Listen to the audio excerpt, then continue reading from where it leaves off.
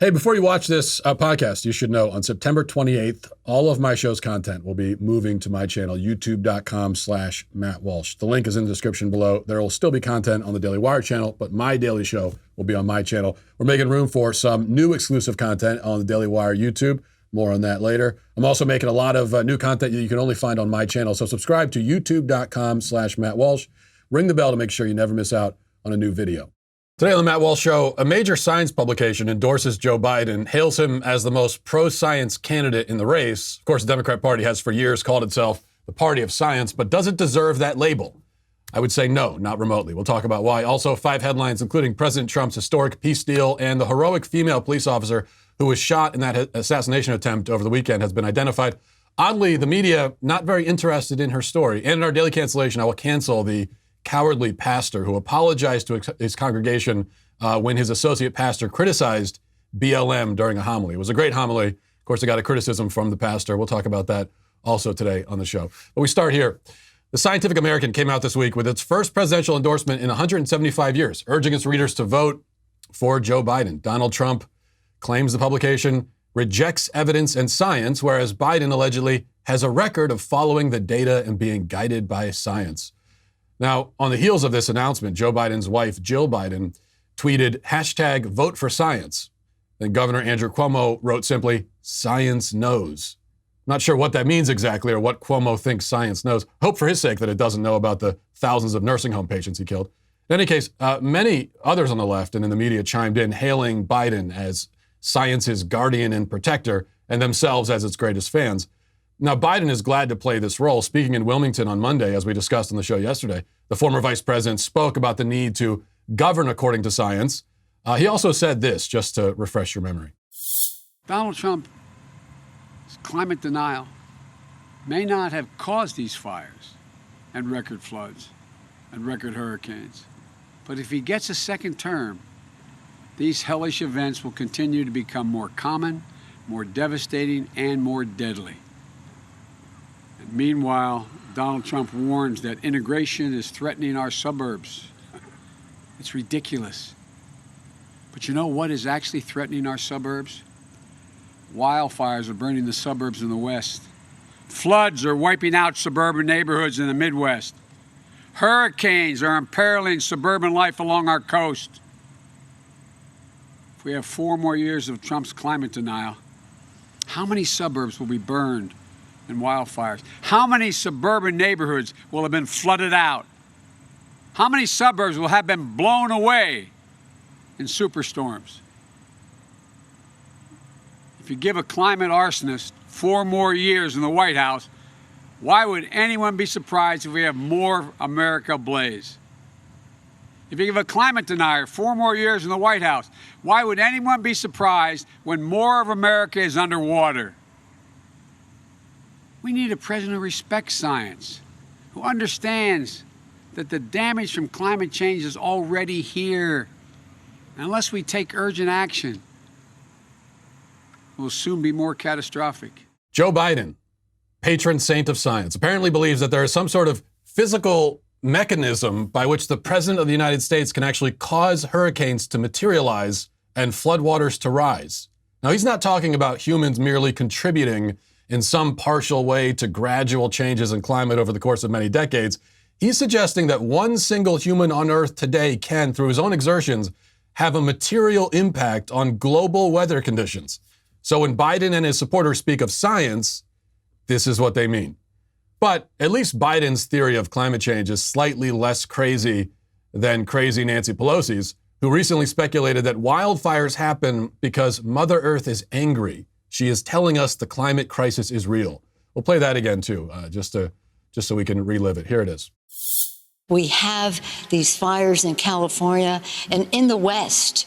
16 people have died in Washington, Oregon, and California, including a firefighter and a 1-year-old baby.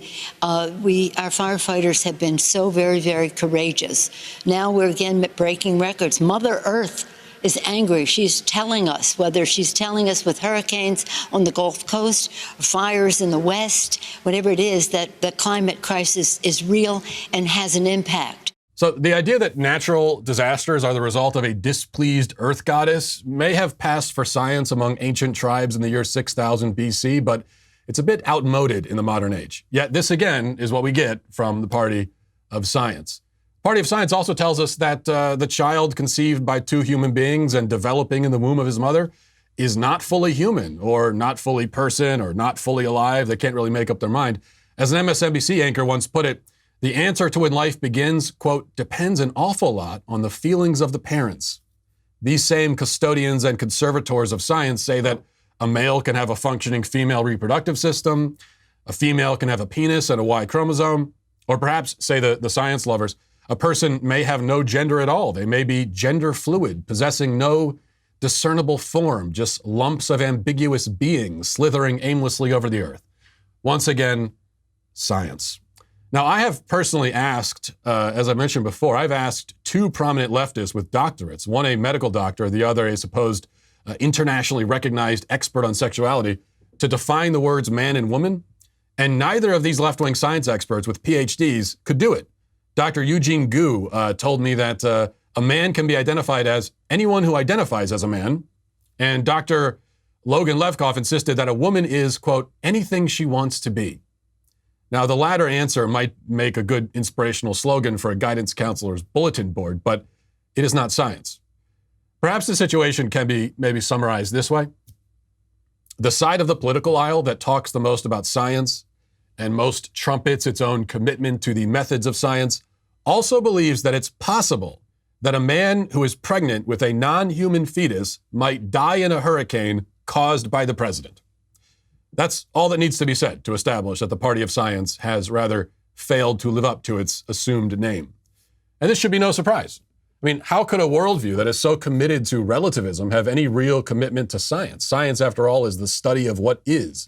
It's the struggle to understand reality on its own terms. To think scientifically about objective reality, you must first admit that there is such a thing and that its rules and laws cannot be changed for your sake, and that you are, at least in strictly physical terms, but a speck of dust on a slightly bigger speck of dust hurtling through the abyss. Face reality and accept your real place in it. That must be the starting point for any scientific inquiry.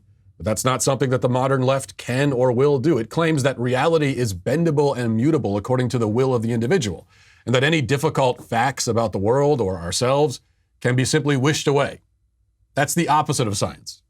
And when enough people adopt that way of thinking, the leftist way of thinking, it is the death of science. This mentality has seeped into our scientific institutions. So-called scientists and doctors coming out now saying that white supremacy is a public health crisis. There's no justification for this. There's no evidence. It's not science. But they want it to be true, so they say that it is. Meanwhile, psychologists and doctors have legitimized the idea that a young boy can have a girl stuck in his body in some mysterious dualistic way, and that the best way to treat this condition is to give him hormone pills. This is dogma, belief, faith, superstition, voodoo. It is many things. Science is not on the list, though. You know what else is part of science? Skepticism. If you care about science, if you believe science, if you trust and follow science, if you think science knows, whatever that means, then you're a skeptic and you respect and welcome skepticism. That doesn't mean you have to be agnostic about everything. It just means that you ask questions. You think critically. You don't accept anything as fact based solely on the insistence of some other person. If somebody makes a claim, you're likely to respond, oh, why do you think that? Or how do you know? Or even better, why should I believe that? That's skepticism. It's healthy. It's necessary. Science cannot exist without it. But skepticism, too, in our culture is rejected, shouted down. Skeptics are burned at the stake, metaphorically. Perhaps soon, not so metaphorically. Take the issue with masks, for example. A skeptic says, oh, well, what's the science behind this? Are we sure that it works? Are we sure it's not doing more harm than good? How sure are we? Why are we sure, if we're sure at all? What's the evidence? These are valid questions, intelligent questions, skeptical questions, scientific questions. But the alleged lovers of science will pelt you with rocks if you so much as whisper them. So, many of the people who say they love science actually hate it and are extremely antagonistic towards it. Democrats are not the party of science, And the left are not the champions of science. And our culture, so far as it is driven by these forces, is not one that is friendly to science, or truth, for that matter, in any other form. Let's get to our 5 headlines.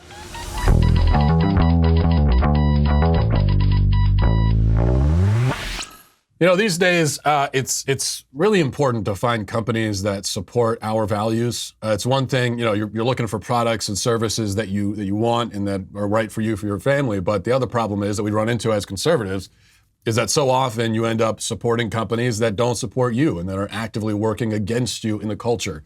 And that's something we struggle with, I think, as conservatives all the time. Here's a solution to that problem, at least in one area. The pro-life phone company, Charity Mobile. You got to support this company because they support us. They support what we believe in. If you go with Charity Mobile, 5% of your monthly plan price goes to the pro-life, pro-family charity of your choice. The great thing is new activations, eligible accounts also get a free cell phone with a free activation and free shipping. Credit check required on that. But so you're supporting a cause that you believe in, the most important cause in the culture, which is the pro-life cause. But you're also getting a great service as well. No contracts, no termination fees, no risk with a 30-day guarantee. Also, you get live customer service, and it's based right here in the USA. And you get all kinds of other frills that go with it. You can block use of cellular data, picture messages, text messages on any lines on your account. You get free usage alerts. You get a free app to monitor your usage. So you can pay your bill. And you know, I think most importantly of all, though, you can help build a culture of life in America while supporting a pro-life company. This means that you can turn every day into sort of effortless giving for the charity of your choice. America's largest and most reliable 4G LTE network. You also get with Charity Mobile. I've been using Charity Mobile for several months now, and it just feels good to know that I've got a great service, but I'm also supporting the cause that I believe in most of all, which is the pro-life cause. You can call Charity Mobile at 1-877-474-3662 or chat with them online at CharityMobile.com. All right, let's get to our 5 headlines. And I don't have this actually written down as a headline, but I saw it right before we started here, that Cardi B is getting divorced. So a very sad development. I feel like that should be the number one. Cardi B was married to a gentleman named Offset. I don't know if that was his Christian name. Greatest romance of our time, Cardi B and Offset. And they are getting divorced. You know, who would have ever thought that rolling around on the floor naked and singing about your WAP may not be the healthiest thing for your marriage? I didn't see. I never could have seen that coming. But all of our hearts are breaking today. All right. Anyway, let's get to the real headlines. Reading from Fox News, says on Tuesday, President Trump was joined by Israeli President Benjamin Netanyahu, UAE Foreign Minister Abdullah bin Zayed Al Nahyan, and Bahrain Foreign Minister Khalid bin Ahmed Al Khalif, there we go, to sign the Abraham Accords, something the president hailed as the dawn of a new Middle East. However, says Fox, CNN's coverage of the event was less focused on the groundbreaking peace agreement and instead shamed the White House for holding such an event amid a pandemic. During the network's 3 p.m. program, CNN anchor Brooke Baldwin accused the president of denying the science, there we go, of coronavirus, citing the over 195,000 deaths. She later negatively emphasized the hundreds of people that attended the outdoor White House event and knocked the president for holding a packed indoor event in Arizona. Okay, so there you go. Of course, CNN has to, find something else to focus on. You got a thoric peace deal. This is what they're going with because they're pathetic frauds. But I will say, putting CNN to the side on this peace agreement, I've criticized Trump plenty, and with no regrets about that. But the man has been, I think, pretty easily the best foreign policy president in decades, at least. And I'd give him that title just simply based on the fact that he hasn't started any new wars. And it's sort of sad that that's where the bar is right now. Don't start a new war and you're the best foreign policy president in a generation. But that is where it is. And now you add this on top of it, and I think easily he wins as best foreign policy president in decades, in my lifetime, really. Number 2, on the one of the sheriff's deputies who was shot in that assassination attempt in Los Angeles over the weekend has been identified. Her name is Claudia Apolinar, 31 years old, mother, was a librarian before becoming a cop. And she's currently still in the hospital under guard for her own safety, of course, expected to recover, thankfully. Now, this is a pretty remarkable story. You got a young woman, young mother, decides to leave her job as a librarian, gets into law enforcement, not but a year, maybe a little bit over a year into becoming a deputy, she's shot in the face and the torso multiple times. And what does she do? You know, there's the video of this with a bullet wound in her face, bleeding profusely, hardly able to speak, presumably in intense, unimaginable pain. She helps her partner apply a tourniquet. You know, for all she knows, she's moments away from death. And what is she doing? She's caring for her partner. This is real heroism. I mean, this is a badass woman right here. This is what that is. So why isn't the left championing her? Why aren't they blaring the trumpets about this story? Why aren't they telling her story at all? This is a hero woman. It seems like also a Hispanic woman taking care of her male partner after sustaining a gunshot wound to the face. You think this would be the kind of story that our liberal friends would eat up? I mean, they're constantly coming out with movies with fake versions of kick-ass females who do this kind of thing. Here's the real thing, the real item in the flesh. And they don't seem very excited about it. We all know why, because the left has devolved to the point where they aren't allowed to celebrate or honor anyone who is not a violent criminal. All of their heroes recently are violent criminals. They have no heroic heroes. All of their heroes are scumbags who happen to get shot by the cops. That's the requirement for being a hero on the left today. Being a real hero disqualifies you.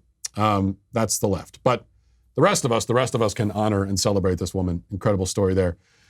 Number 3, you may have noticed that those riots in Lancaster that we talked about to start the week seem to dissipate pretty quickly. One night of rioting, and then it's done. We haven't heard anything else about Lancaster. Now, this is in contrast to Portland, Seattle, where it went on for months on end. Kenosha, it went on for weeks. In Lancaster, one night, and it's done. Why is that? Well, I think this might help solve the puzzle. According to the New York Post, several of the rioters arrested are now facing $1 million bail. Now, you can see right here, this is their mugshots. One of them is the blonde chick there. One of them, she's a sorority girl, apparently. And now she's in jail, and she can't get out. She's got $1 million bail. They're all learning. You know, this is what happens when you pull this crap out in the country. And it's not just bail. Police in Lancaster, they came down hard on the rioters. They were using tear gas the very first night. They didn't spot the rioters 2 weeks to riot before they even tried to enforce the law. No, immediately they were out there with in full force tear gas, and there are videos of them, you know, rolling up in vans. Not unmarked vans, liberals, you don't need to freak out about that. They are marked vans, but they identified the ringleaders of the rioting, and they singled them out, and they rolled up in the police vans, and they took them and arrested them. And now they're facing $1 million bail. So what do we learn? When you give these punks consequences, real consequences, the problem goes away. Lancaster came down hard, arrested people, harsh penalties. What do you know? Rioting stops. And that's why we don't need to hear anything about resources. That's one of the excuses we've heard in places like Portland and Seattle. Oh, we don't have the resources to. What resources do you think Lancaster has? This is Amish country. How often do you think the police officers in Amish country are dealing with rioting? It's probably the first time ever. And yet they were able to put it down that quickly, simply through enforcing the law and having real consequences. Because most of these people that are out rioting, they don't want any part of that. They're doing it for fun. They're doing it because they're nihilists. They're doing it because they've got misdirected rage, and they're just spraying it in every direction. You start making it real for them, and it goes away. All right, where are we? Number 4. This is fascinating from the Daily Wire again. A group of astrophysicists say they've accidentally stumbled upon a possible hint of life on Venus, an unexplained chemical that could indicate the presence of bacteria or even ongoing activity associated with specific chemical processes. Live Science reports that the team was trying to get a baseline read for phosphine from a planet, Venus, not thought to have phosphine in the atmosphere. And then it turns out that it does. And there's a lot of scientific-y stuff here that I'm not going to read. But basically, phosphine is a sign of life because the thing with phosphine is that it phosphonates and it creates I have no idea. Actually, I have no clue whatsoever. But the point is, apparently there might be some kind of life. Now, I'm assuming that any life on an 800-degree planet with a toxic atmosphere probably is not intelligent. We're not looking at an intelligent civilization, probably something more like Portland. But either way, I've always considered it plausible that there could be intelligent life in our solar system on other planets. If not Venus, then maybe Mars. And it seems plausible to me that they could have intelligent civilizations. The reason we don't see them with the satellites and the rovers and everything is that they're hiding underground because they don't want us to know about them. They were checking us out and seeing how things are developing on Earth, and they said, oh crap, this isn't looking good. And so they're hiding out and waiting for us to inevitably destroy ourselves, and then they can come back out and live out in the open again. The way I look at it, I think Earthlings are a little bit like, like the kind of person maybe an acquaintance who but if you see them at the grocery store, you're going to hide in the pasta sauce aisle until they leave. Because if they're obnoxious, and if you see them, they're going to start talking to you, and they're not going to go away. I think on a galactic scale, Earth is probably a lot like that. Number 5, a man in Oregon was arrested for starting a brush fire, then released. So we just talked about how to do this the right way. You arrest people and you keep them. This is the wrong way again because we're back in Oregon. So he was arrested for starting a brush fire. He was released. Then he started 6 more and was arrested again. Now, between this and the gender reveal party that we know also caused some of these fires, the link to climate change seems to be becoming a little bit less clear, shall we say. Maybe climate change has driven people mad and caused them to start fires and do gender reveal parties. I don't know.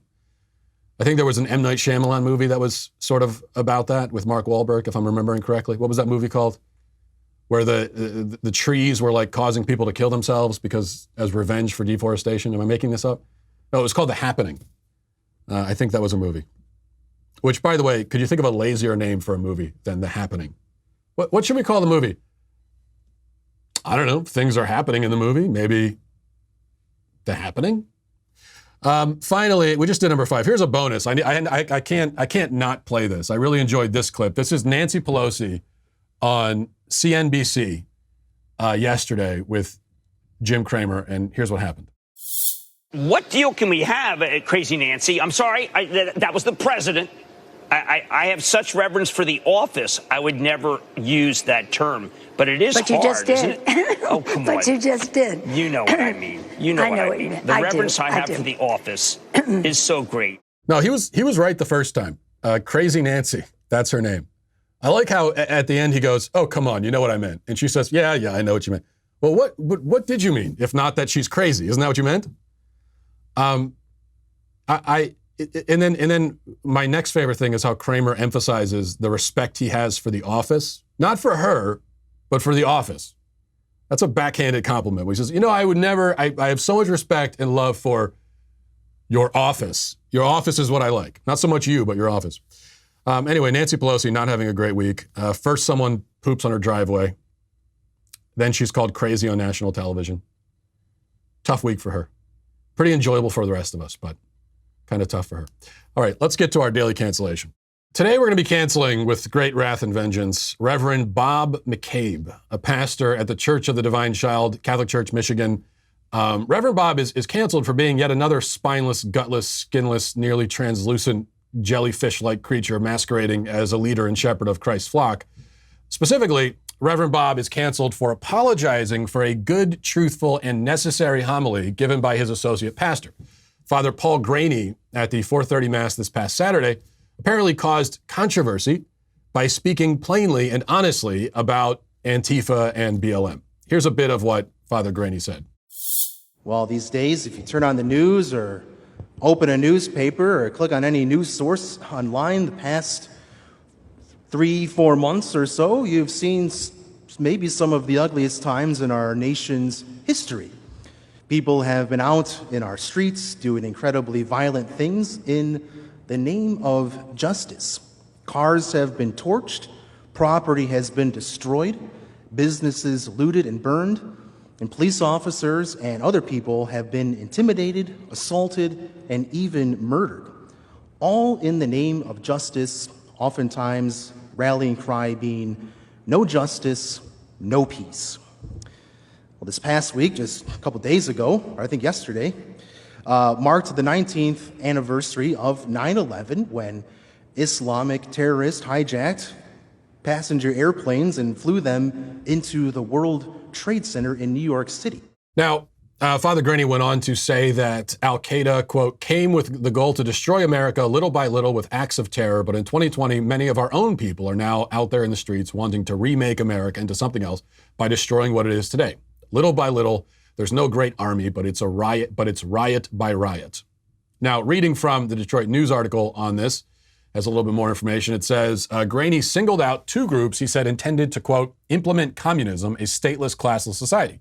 One was Antifa, and then the other was Black Lives Matter. The associate pastor called the first an anarchist terrorist organization and rejected the second as working against the traditional family structure.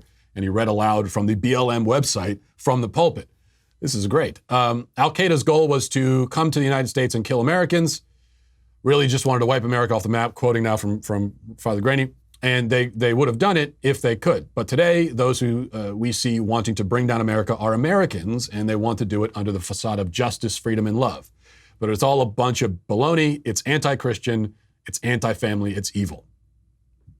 That was the homily. Everything he said there, of course, entirely, absolutely, undeniably true.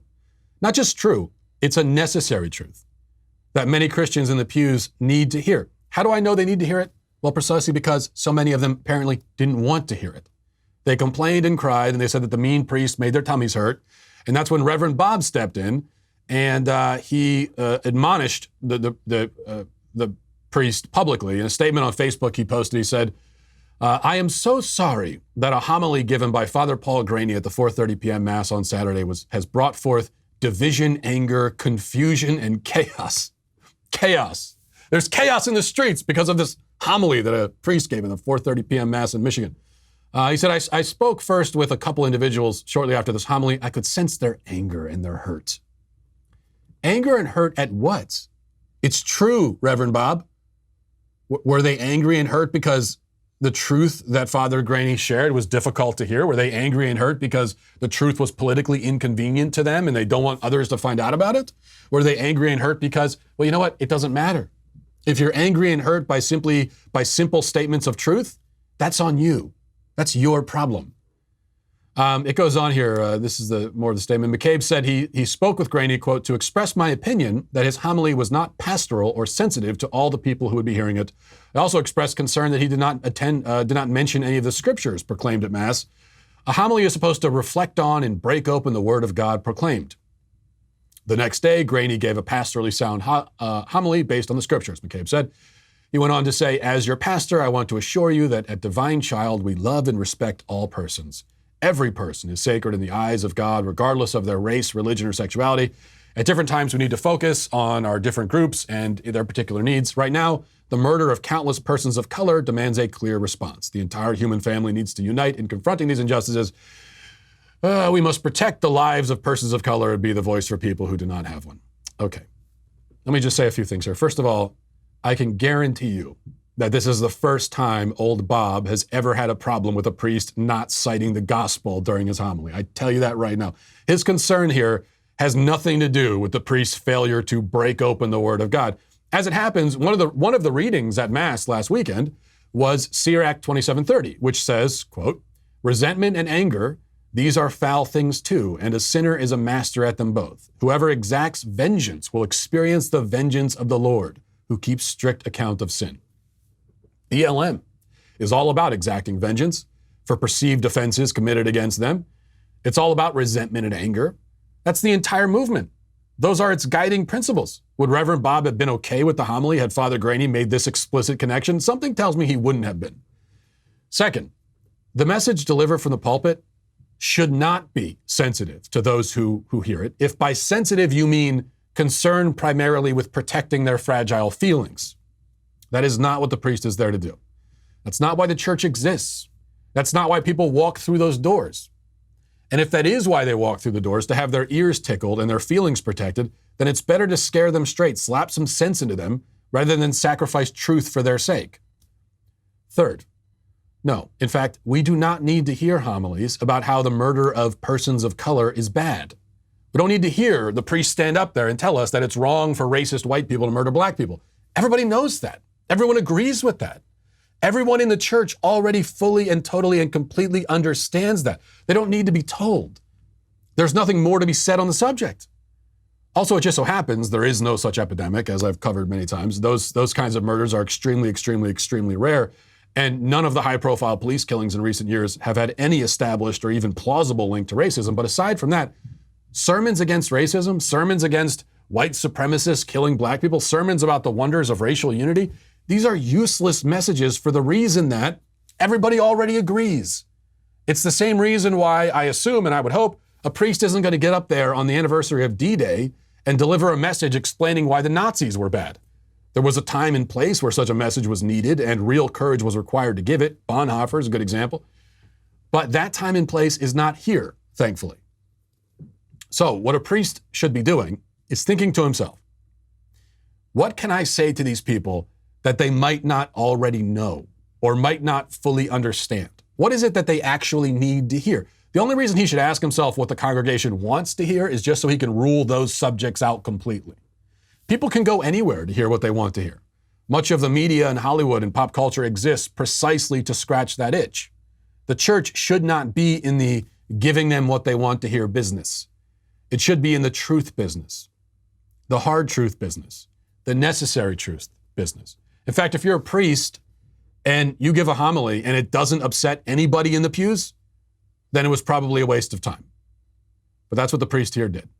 He upset some people. He spoke some truth. And of course, the feckless coward masquerading as a spiritual leader apologized for it. And for that, he is canceled. But we should all, speaking of supporting people who support us, we should all support Christian leaders, priests, pastors, who actually do, like this priest, who get up there and speak truth. Because here's the other thing. They're gonna have to deal, as we saw here, they're gonna have to deal with the wrath from many of the cowards in the pews and also the cowards who are above them. And that's what we saw here. So that priest is canceled. The other priest is the opposite of canceled, whatever that is. We'll give him a round of applause. We'll leave it there for today. Thanks for watching, everybody. Thanks for listening. Godspeed.